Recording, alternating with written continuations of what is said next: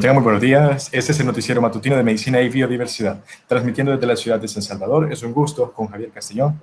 Tenemos una serie de 6 participantes que nos hablarán sobre la biodiversidad, sus importancias, las preocupaciones y cómo debemos de mantener esta. Somos del grupo número 2, del subgrupo número 1. La metodología: nosotros recopilamos la información de diferentes páginas y organizaciones ambientalistas sin fines de lucro que nos proporcionaron la información que está presentada en las diapositivas a continuación. Comenzamos con la primera participante, Jaeli Portán, hablándonos sobre qué es la biodiversidad. Adelante, Jaeli. Muchas gracias, Javier. Es un gusto poder explicarles acerca de la biodiversidad, y es necesario que conozcamos que la biodiversidad, o también conocida como diversidad biológica o variedad de la vida, es un concepto que incluye varios niveles de organización biológica.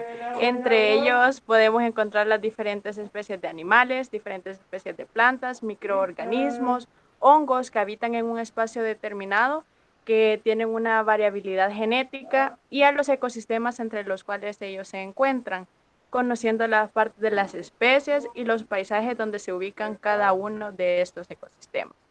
Incluye también los procesos ecológicos, evolutivos, que se dan a nivel de genes, especies, ecosistemas y paisajes. Para continuar es necesario que nosotros conozcamos los tipos de diversidad en los cuales nosotros podemos conocer. Es la biodiversidad genética, la biodiversidad de especies y la biodiversidad de ecosistemas, siendo la biodiversidad genética el componente básico de este tema. La biodiversidad de especies como el número de especies o individuos que conforman el ecosistema, y por último la biodiversidad de ecosistemas, que es el espacio donde se desarrollan cada una de las poblaciones. Gracias por el tiempo, Javier. Bueno, muchas gracias. Seguimos con la participante Angélica Rafaela Paredes con la pregunta: ¿por qué preocupa la biodiversidad? Bueno, Javier, muchas gracias. Yo te voy a dar 5 componentes esenciales que por lo que nos debería preocupar la biodiversidad. El primero es la seguridad alimentaria, que contribuye con la salud de la población. Se busca que los alimentos sean saludables y que sean seguros y que proporcionen la nutrición necesaria para que se pueda llevar una vida sana y activa. La otra consecuencia que tenemos que tener en cuenta es la vulnerabilidad ante los desastres, sobre todo en la biodiversidad vegetal y botánica, que es la que le da la fuerza a la tierra para que podamos evitar ese tipo de derrumbes, como vemos en la imagen, Javier, y poner en riesgo la vida de la población. El otro componente es la seguridad energética, que se enfoca sobre todo en el desarrollo sostenible. El uso desmesurado de hidrocarburos genera efectos negativos para nuestra naturaleza que ponen en riesgo nuestra biodiversidad. El otro punto a tomar es el acceso al agua limpia, donde podemos ver que las medidas para aumentar el proceso productivo se traduce en menos agua, que es en este caso, para el servicio vital, como agua potable, que puede dañar nuestra salud y tener grandes repercusiones en nuestro sistema. Y la última de las consecuencias, es el acceso a las materias primas. Todas las materias primas sabemos que vienen de fuentes naturales, y la extracción de estas de nuestra naturaleza por los químicos que se ocupan han generado que nuestra biodiversidad se vaya perdiendo poco a poco, como vemos en la imagen, diferentes tipos de materias primas. Así que, Javier, en conclusión, podemos ver que la biodiversidad es muy importante y la necesitamos nosotros para todo nuestro ser vivir. Así que quienes son los menos capaces de aceptar todos estos cambios son las personas más pobres y que están en situaciones más vulnerables. Muchas gracias, Javier, un gusto estar aquí. Bueno, muchas gracias. Seguimos con la siguiente participante, Crisia Rosales, con el tema: la tendencia actual de la biodiversidad. Adelante, Crisia. Bueno, muchas gracias, Javier. Bueno, hablando de la tendencia actual de la biodiversidad, ¿qué podemos hablar? Bueno, la sociedad moderna está perdiendo el contacto con la naturaleza y con los ritmos básicos de la vida. Hoy más de la mitad de la población vive en el área urbana, teniendo menos contacto con los espacios naturales y que es salvajes. Además de todo esto, podemos hablar de que prácticamente todos los ecosistemas de la Tierra han sufrido una drástica transformación debido a la actividad del ser humano, que sigue convirtiendo los ecosistemas en terrenos agrícolas o industriales, todo para el uso de ellos.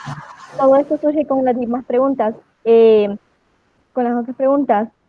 bueno, hoy en día la pérdida del ecosistema y los medios ambientales conformados por ella nos dice de que no es algo que vaya a parar por el momento, sin embargo, sigue y sigue incrementando. ¿Te imaginas el Polo Norte sin hielo? Puede que un día lleguemos a ver un verano sin hielo en el Polo Norte. El hierro refleja la radiación solar y si desaparece, las nuevas aguas al descubierto del mar absorberán más calor y el calentamiento global se acelerará en todo el planeta. Todo esto debido a que muchas poblaciones de plantas y animales han disminuido en número de especies y extensión geográfica, todo debido a la actividad humana. Además de todo eso, nos preguntamos, ¿cuántos animales están en peligro de extinción? Según datos de la Unión Internacional de la Conservación de la Naturaleza, son alrededor de 5.200 especies las que están en peligro de extinción.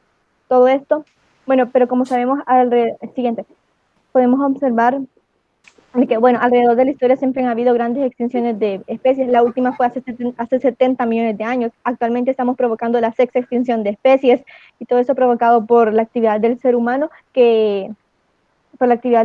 alrededor del 50% de las especies de los animales vertebrados se extinguieron en un 50% y el porcentaje de los animales y plantas en peligro de extinción es alrededor del 20%.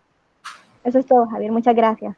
Bueno, muchas gracias, Cristian. Continuamos con la compañera Helen, que nos hablará sobre los factores que contribuyen a la pérdida de la biodiversidad. Sí, adelante. Muchas gracias, Javier. El principal y más importante es la pérdida de hábitat. La pérdida de hábitat sucede por cambios en el uso del suelo, de los ecosistemas naturales en campos agrícolas, industriales y la ciudad, urbano. Aunque muchas veces la transformación no sea completa, sí se producen cambios en la composición, estructura y función de los ecosistemas. Esto a su vez genera las especies invasoras.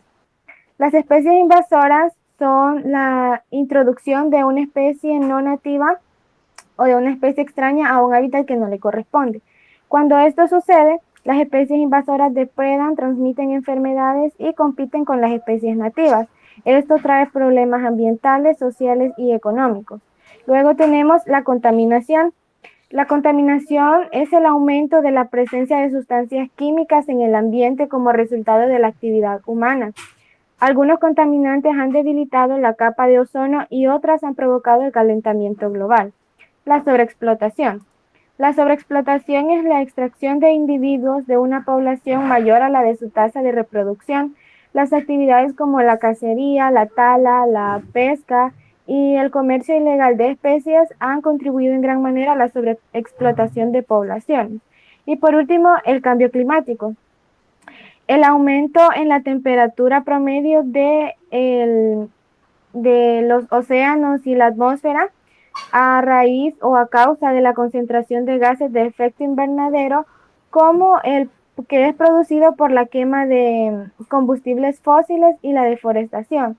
Este es un claro ejemplo de la producción en exceso y la baja capacidad que tenemos para capturar la contaminación. Eso es todo y muchas gracias.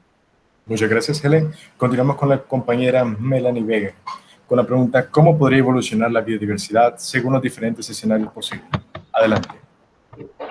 Muchas gracias. Déjame contarte que la evaluación de ecosistemas del milenio se idearon 4 escenarios posibles. ¿Esto para qué? Para poder intentar conocer el futuro de la biodiversidad y del bienestar humano hasta el 2050 o aún más allá de esta fecha. Como primer escenario está el escenario de la orquestación global.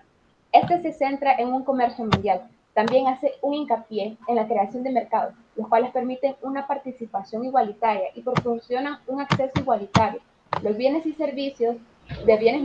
Esto hará que la economía crezca. Teniendo una economía creciente, también el consumo de productos agrícolas como la carne, los peces y las verduras tengan una mayor demanda.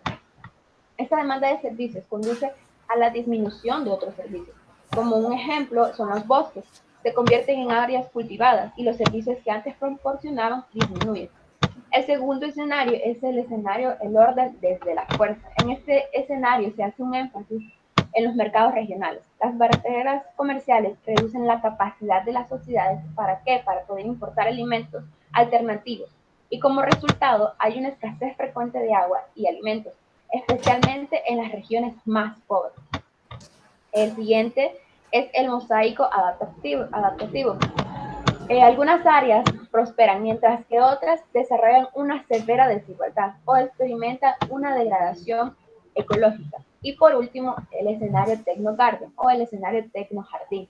Este describe un mundo globalmente conectado que depende de gran medida de la tecnología. Si bien es cierto, trae beneficios tanto para la economía como para el medio ambiente. Muchas gracias, compañera. Seguimos en el punto.